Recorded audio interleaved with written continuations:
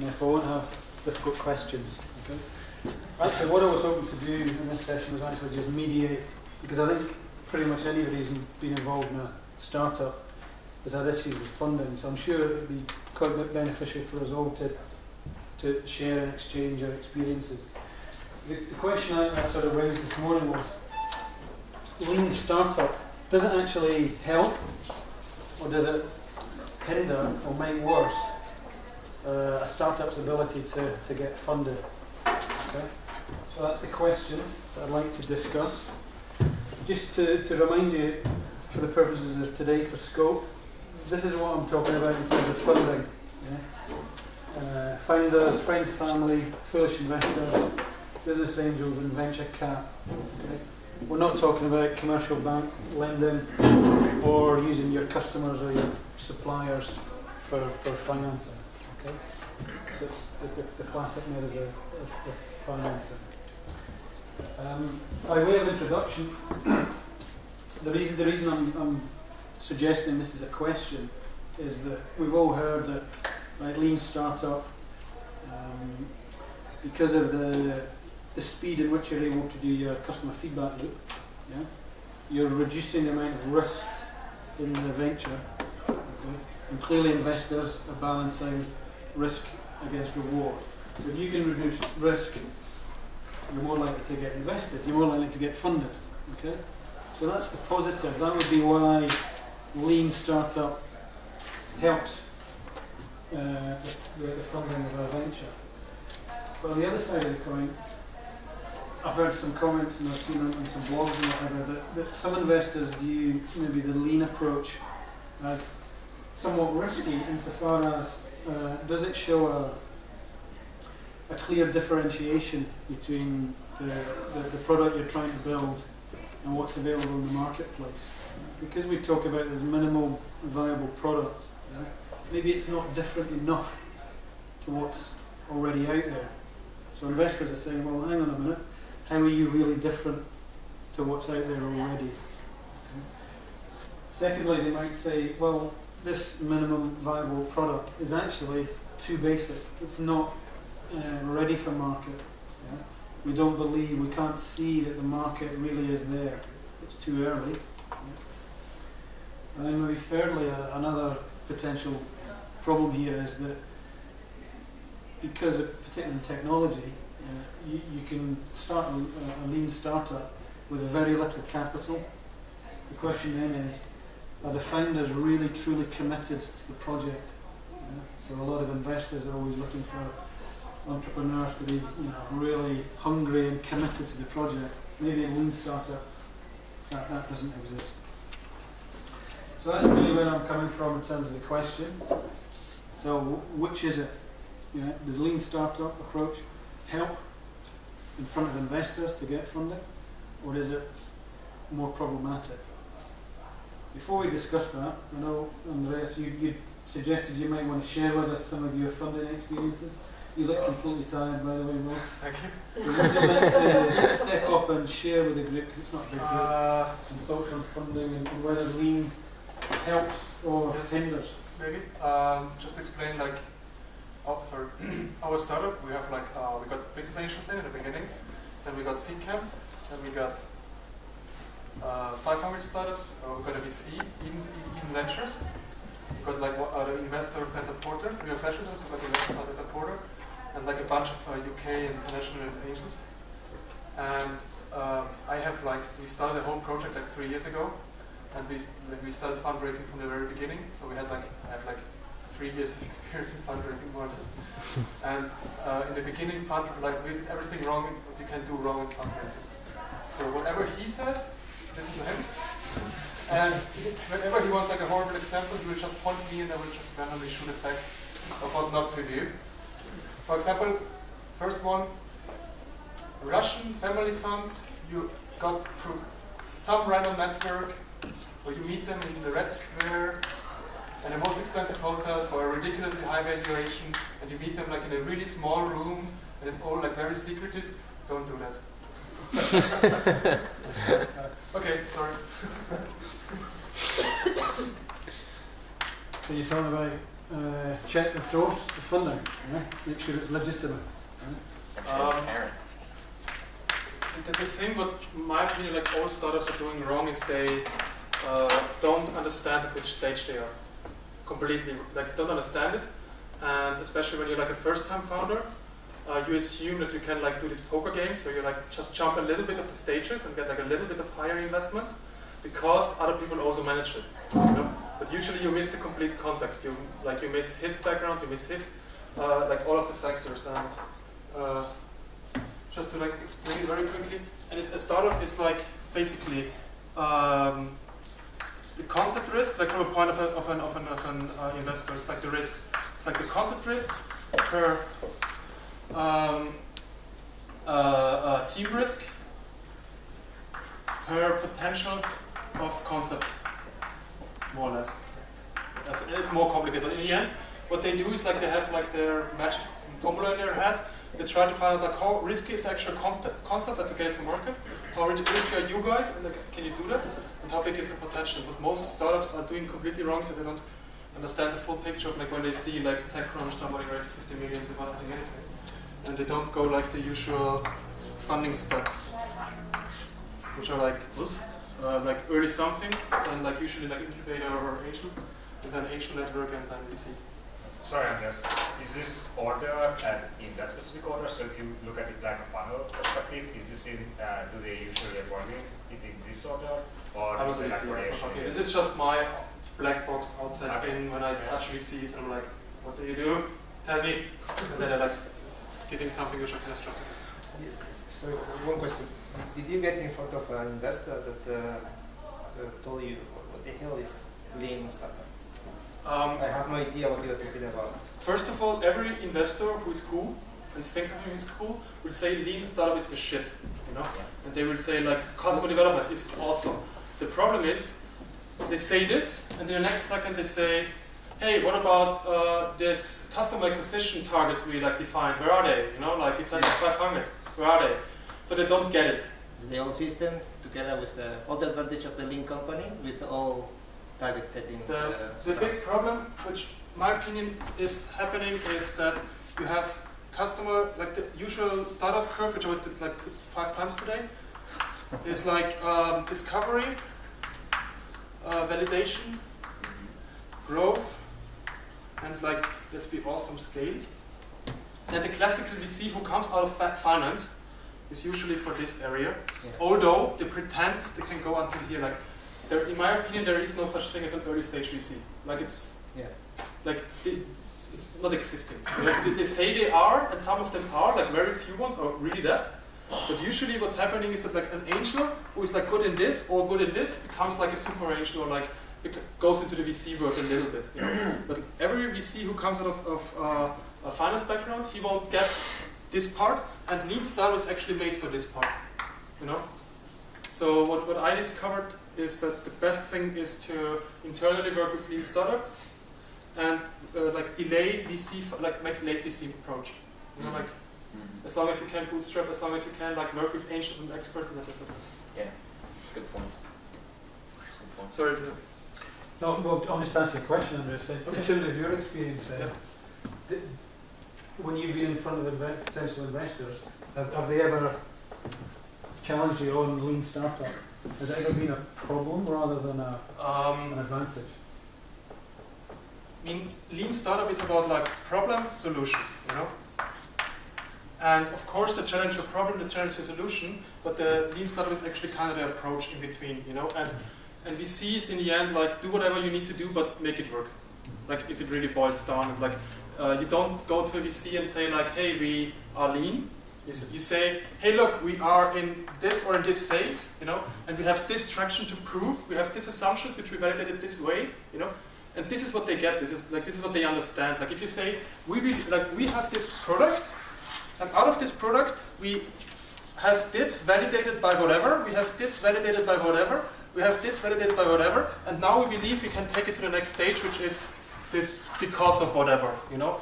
And all this is what they get, like the whole hypothesis and like how you prove it, this is what they get. They might say, okay, you did a test with like 10 people who like it. This doesn't tell me shit, you know. but at least they highly value this approach. What usually doesn't work is, what's usually the problem is that startups are going to VCs that are expecting companies like who define themselves as early stage VCs, and early in the definition of a VC means as early as possible, okay? Which means from their point of view as late as possible, you know? Like as early as it's still evaluation is good, but as late as possible to reduce the risk. And the problem what's happening here is you have the associate who you meet on Friday, and it's like, hell yeah, awesome thing, like stay in contact. Or even better, if he's like a German VC, he's like, you know what, this one random thing you were talking about, I completely forgot its name, business, whatever analysis, finance, but can you like send this to me? Like I really need to see this. Like, yeah, I know it's like 4 days of work, like, just send it over, like, or send me like an updated version of your finance plan, or whatever, they give you some homework, you know? They give you no yes, they give you no, they give you homework or delay. And the worst thing that can happen from a point of view as a startup is delay. And what's usually happening is they try, like there's a very good expression by Fred Wilson, I think. A VC is like this. He doesn't know your space, he doesn't know the potential, nothing, okay? But he gets you and he gets like some data point. He meets you, you know, here, okay? And you're like, well, at this stage, whatever. Then he meets you again and you're like here, you know? Then he meets you again and you are here. And all of a sudden you become a progression for him. You know? And this is the reason why a VC wants to have his eye basically on every startup out there. Okay, so he wants to, like his radar is basically, he wants the radar working. And the reason why they want to talk to you as often as possible, they have no problem with this as long as you're like somehow interesting, is because they see the update and they see when they can like, oh, now it's time to jump in. You know? And in my experience, like the only good VCs you will ever meet is those which say no. This is like my experience. Until you meet somebody who says yes, of course he's better, but usually the only ones you will meet who really is value for you is like those who say no, because they usually give you a clear reason why. Yeah. And they are usually like, in my experience, is like I strongly go by the philosophy of never mediocre anything, if you can, but like this is really hard to do, and especially when it comes to investors. Mediocre investors or bad investors will kill your business. Not because they like do all this crazy shit we hear from like Hollywood movies, like kill your CEO and whatever, but because they like will push you in the wrong direction and they will like have come with the wrong mindset, or they already came in the wrong mindset because they are actually mediocre, you know, and they are like they were so stupid that they invested in you, you know, because you still were like at that stage mediocre, you know. So they will come into the whole thing in the wrong mindset. They will have like the wrong thinking, and they will like just be annoying. And we had like I heard like stories of a friend of mine. He's like running a startup, and his previous angels were fed up with the fact that the VC round took longer, okay, than expected. So the previous angels wanted a sort of compensation for their loss of return on investment in their thing, because it needed like 3 months longer than expected. So they wanted like more shares to compensate their hypothetical growth, you know, like what? You're like, what the fuck? You know, they got VC in, like be happy. The company is not dying, you know. Anyway, and yeah. I'd like to challenge you on something. Sure. Before I do that, I want you to know, really well explained, really valuable. But I'm not going to put buttons. You just defined lean startup as a problem and solution kind of process. And for me, you said at the beginning, I see lean startup as managing the uncertainty, and I believe the product and solution is just product development.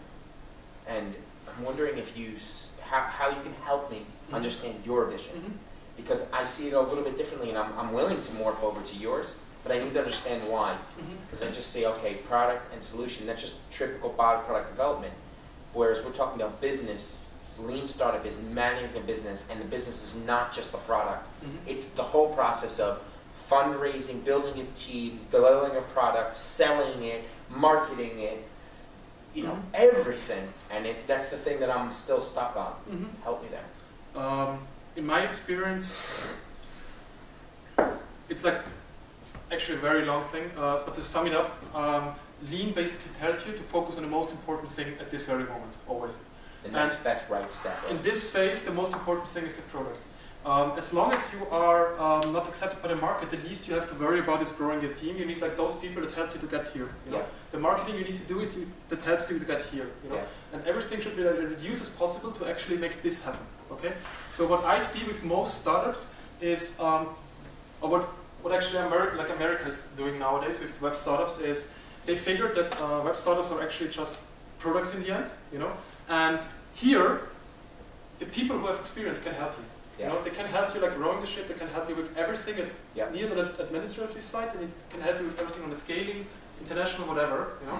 But what they need is actually a product that's interested in like the market needs. Okay.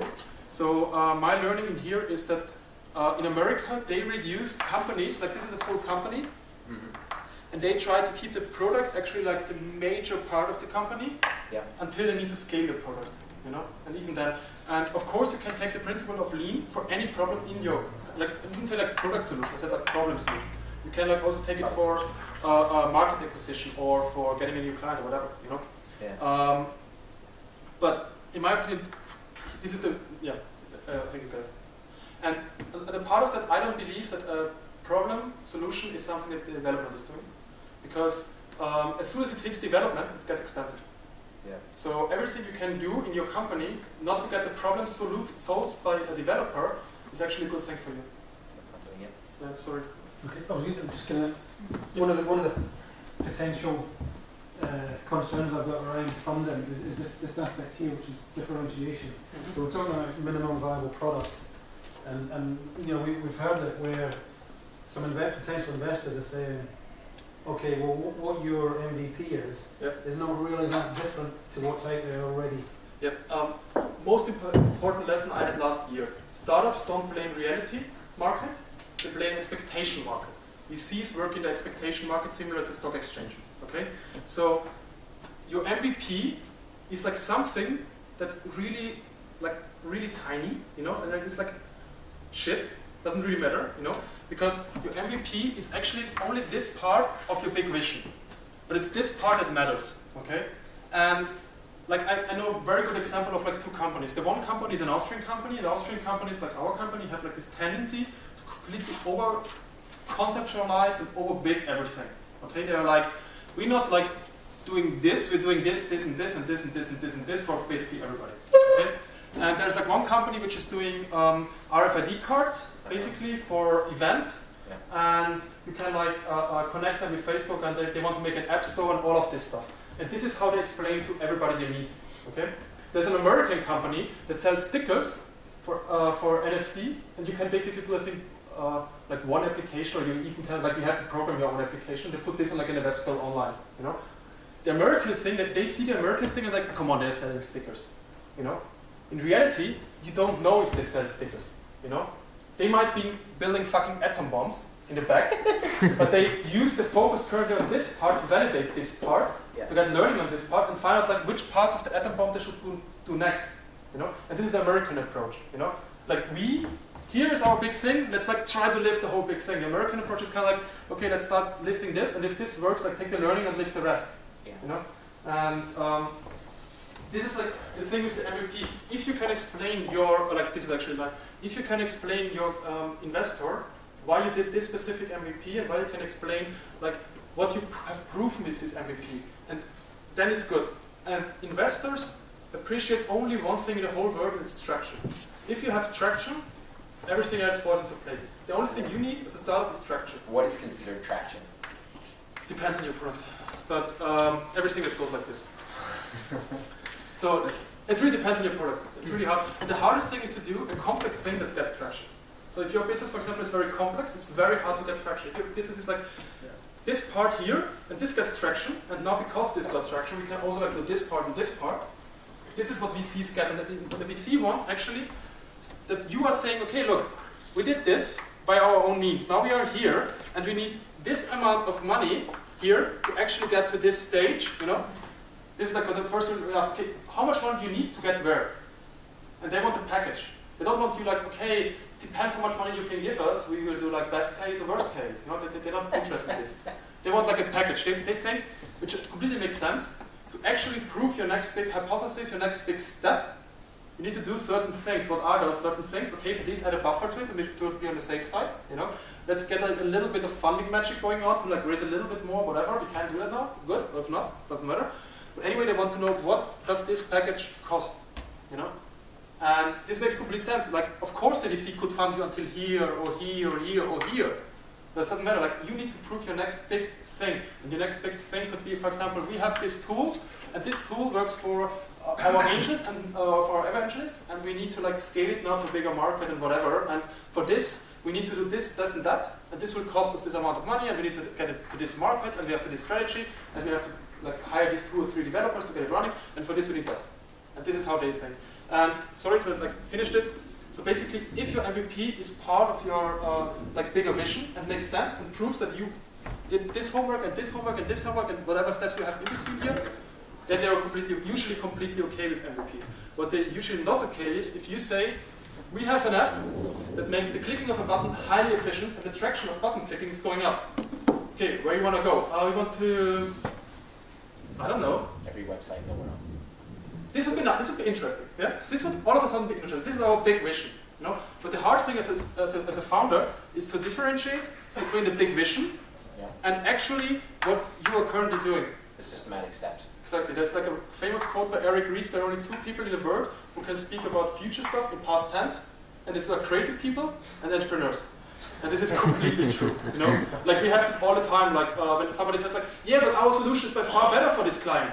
We're like, our solutions are even developed. You know, like, what are you talking about? And yeah. Anyway, so this is the MVP thing. Differentiation, this is something, if your big vision is different, like if this is different, you know, like if what you're doing actually in the long run is different. And your MVP proves that you can get there. Yeah, then it's okay. The differentiation is not big of a problem. The other thing that most people don't get is competition is not what you think competition is. Competition is those competitors your customer actually knows. You know? Yeah, that's true. So if they grow quicker than you, of course they will reach like maybe to your customers. This is possible, but usually like this is how it's defined competition. So Andreas, yes. on your. But like actually, like, is it okay if you do this Q&A thingy? Actually? Yeah, no, I sort of said at the beginning, like, let's do it as a very informal. Because actually, like, I wanted to listen to you when I came in, so it's so stop me at any time, please. Carry on now. With your like exponential growth, you're very much going to need. It's not mine. No, I just drew it here. It's fake. Yeah, but it's funny. Basically, there's a very strict definition of what traction actually qualifies. In any business, you have some kind of metric that is strongly coupled with your revenues, right? Yeah. And which are like 1 or 2 proxies ahead of your metrics of your revenues in between the 2, right? So, for example, you have an e-commerce, you're selling like little gadgets. That the amount of sales is basically a function of how many visitors do you have and what's your conversion rate. Yeah. So there your traction is how can you acquire 10,000 users for lesser price than how much you're actually making with your user. And that's basically it.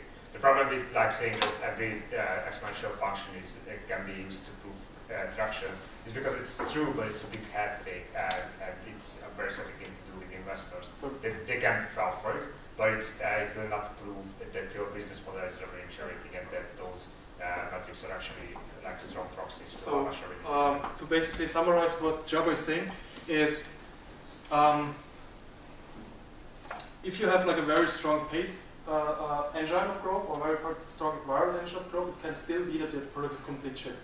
For example, you can have like a huge traffic going up because you're very good in SEO, but still the product is shit. And my biggest learning is a VC at this stage wants a machine. Like he wants to know how much money comes in and how much money will go out. At this stage, he wants an even bigger engine. Like he wants to accept that you understand this. And the problem is, at this stage, you don't have the engine. Like you have no fucking idea. Like yes, throw money in, something will happen. You know?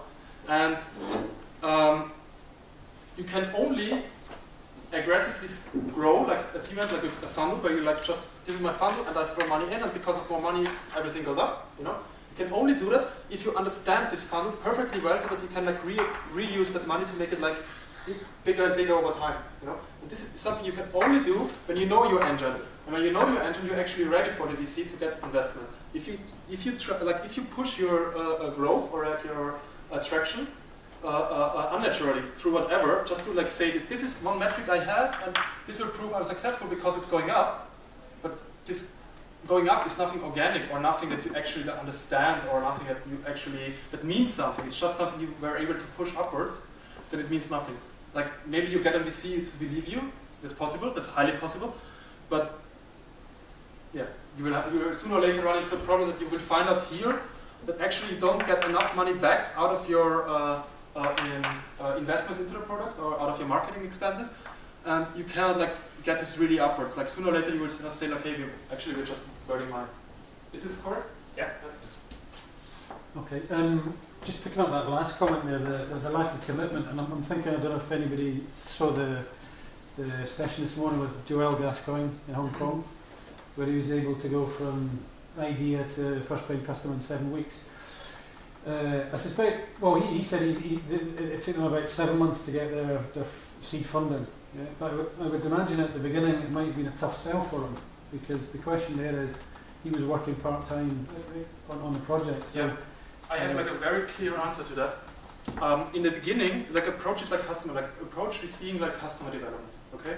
In the beginning, you don't approach a customer because you want to pitch something. You actually need like early evangelists or some crazy people who just advise you with your product, like with the customer. And the same thing is with a startup. Here, you need like people just helping you a little bit, like with meetings and whatever. They don't get anything. You get info, and they're like just friends that help you. And step by step, you identify like the big experts in your industry. And what I would always do is like try to approach the alpha experts. Worst case, like they say no, but like you need to always like try to draft, like in investments, you usually like draft things. You say like, okay, our company is consisting of basically 4 things, you know, and for those 4 things, those are the experts in each of them, and like try to get them. And these should be experts in the beginning who are feedbacking you, and if you're lucky, they're like investing in you as an angel, which like automatically gives you like a lot of credibility, etc., etc. It gives you a little bit of money. And so basically the steps are usually, in my opinion, first bootstrap, as long as you can. This means like work on the side. Then, in my opinion, try to get clients if you can. If you cannot, then it's fine. But like at least get them for feedback. If they don't pay you, that's good. But get clients and everything for feedback. Then get like really like try to build up some early evangelists. Then try to get angels. This is the first time you actually see any investment. And if you are not, if you're like a first-time founder, what I would highly suggest is like in this phase here, also go to any sort of an incubator or accelerator, because they will help you to get through here, you know. And then here you get like a real angel round or an angel seed round. And then in future, where you don't have to actually worry about anymore, you will get VC. This is my big learning. Like late VC as far as you can. Like it's better, like for example what Buffer did.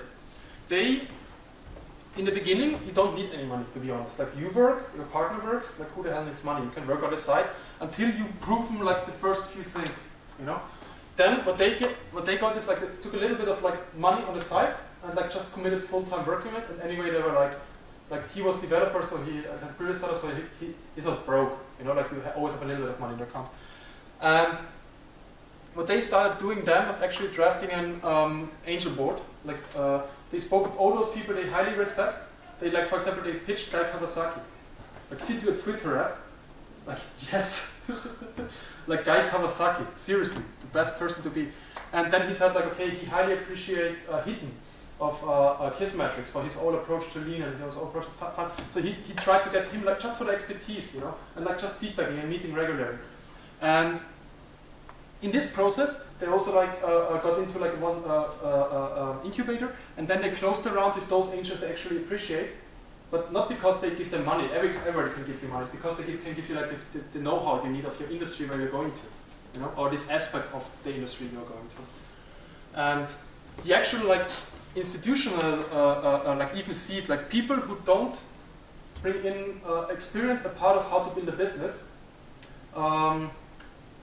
Should come, in my opinion, as late as possible. Like even VCs, like as late as possible is usually when 3 of them want to knock on your door and like need you. You know, doesn't mean that you don't like. You can still like talk with them when you meet them or whatever. It's completely fine, but don't waste your time, what I did a lot, in offices of investors who usually, by definition, invest like most of their stuff here, you know, in the hope that you might like trick them to invest early because they're not that stupid. And if they're that stupid, then you're like in deep shit if they really invest. So we've, sorry to come back to the question. So what Joel actually did is he completely sidestepped the whole thing and built up traction. And then they had traction, and they had like already these experts like helping them, and these experts were willing and helpful. Like, yeah, sure, like here's 5K, here's 20K, here's 50K. Chipped in some money, and they had like AngelPad as an incubator. And AngelPad just said like, okay, let's close this round. So they like run around and like collected the money, closed the round, and then they were officially funded. But they already had like huge traction before. And the funny thing is, I asked a lot of VCs before, like in London you meet a lot of them, what they think about Buffer before. All of them were like, it's really nice, but it's a fucking niche market, let's be honest. You know, like because European VCs, they always want like something that's revolutionized the fucking industry. You know, and it needs to be complex and it's all this kind of product stuff. And they were like, yeah, it's a niche solution, and it's like, to be honest, like not really, like people can like just get into the market really quickly. There's like no high tech in there, like nothing is like to reduce this risk. And on the other hand, like even if they make it, it will be only like to Twitter or maybe Facebook, whatever. Like it's not really big, and people don't pay. People really pay for it, whatever. So nobody was excited. Then they got like the traction, and like everybody was excited about them. You know, of course, like not that they're not the biggest and hottest startup in the world, because they're like in the end do something very basic. But sorry. No, nothing. It's just okay. This is the moment moments I'm trying to achieve. Another thing is like when it really clicked for me, like what Buffer is doing when they changed the pitch from like there's always like a difference that many startups are doing wrong. On their start page, they are putting their pitch instead of the customer value proposition. For example, I read today a startup which is describing themselves an ebook reading platform as with a subscription-based model. Like on the fucking homepage for customers, and I was like, really? Like, what does this even mean? Like, for an investor it makes sense, but for everybody else, what the fuck, you know? And Buffer had, like, in the beginning, like, spread out your tweets over time. Like, no investor invests in that, you know? But, like, if they pitch now, they're like, okay, Zuckerberg's law is that sharing will double every year. And we're like, from here to here, like this famous presentation with Zuckerberg, and we are going to make sharing more intelligent. Like, we are bringing IQ into this space, you know, like how to make it better. And this clicks, you know, because this means, like, even if they don't make it, somebody will need their know-how and their learnings as an acquisition, worst case. So sorry, yeah? What do you know? That's us. Well, guys, yeah, we've run out of time. Okay. Yeah. Unless you've got any other questions, probably just like to say thanks to Andreas for sharing your thoughts with us. And we'll wrap up with if there's any other specific questions on finance, I'm sure Andreas or myself will be able to help. Can you like quickly do your talk? No, it's okay. Sorry. I managed to con you into doing it all. Thanks very much, everyone. Okay.